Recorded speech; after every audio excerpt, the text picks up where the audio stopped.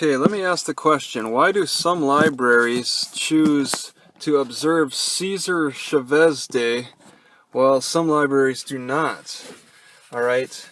Now, if you look at Cesar Chavez in Wikipedia, you learn that he was an activist, protester who was born and raised in America, but represented the local Mexicans in the farm trade for equality purposes, just trying to get like equal pay, I suppose, and maybe better treatment in the farm fields.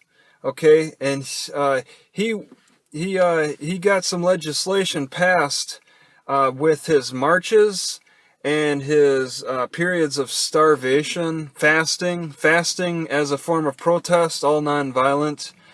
And eventually his second fasting killed him after 30 days at age 66. So that's pretty tough to starve yourself at an advanced age like that and for such a long period of time. He died in about 1991. And apparently he got some legislation passed. And I found the one that really stood out to me, because I just quickly grazed over this, was that there was this short-handled hoe that California declared to be illegal because it's too dangerous. I looked at it, it's a hoe with a short handle. You could just cut off a long-handled one. But maybe these Mexican farm workers in the field were injuring themselves too frequently for it to be considered safe, even with enough training.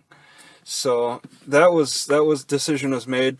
Another interesting thing, Obama used his slogan, "Yes, we can," as and Obama took that from the Spanish activist phrase that Cesar Chavez made up. "Si muy buenos," whatever. All right, so a lot of people adore Cesar Chavez. He's been dead since the early 90s. And they appreciate the work he's done, which has been very long lasting, well after his life, and so in the states of California, Texas, and I think in Arizona or New Mexico or something, it's a recognized state holiday. Now Obama declared it as a recognized holiday, but not an official federal holiday. He just recognized it. He got his political slogan, kind of like Trump's "Make America Great Again."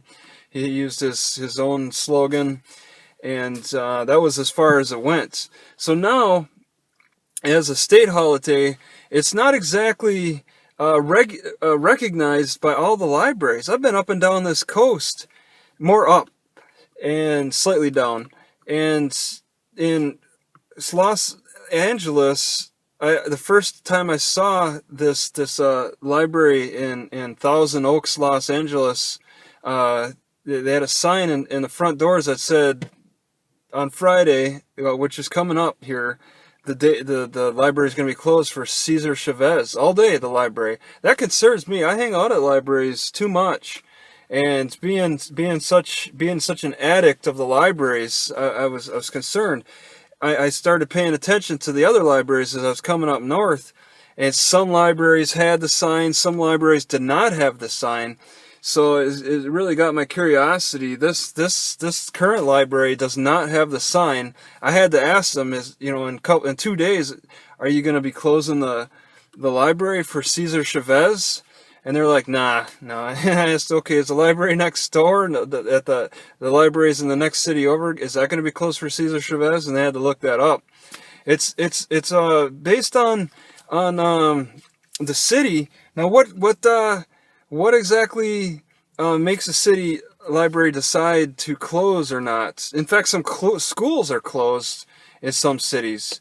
I guess, since I don't know, I'm just taking a wild guess as an outsider, that it may be cities that have a higher population of Mexicans to try to show better relations with them, maybe higher Spanish-speaking culture in that city, will influence whether the library closes or not, but I'm not sure.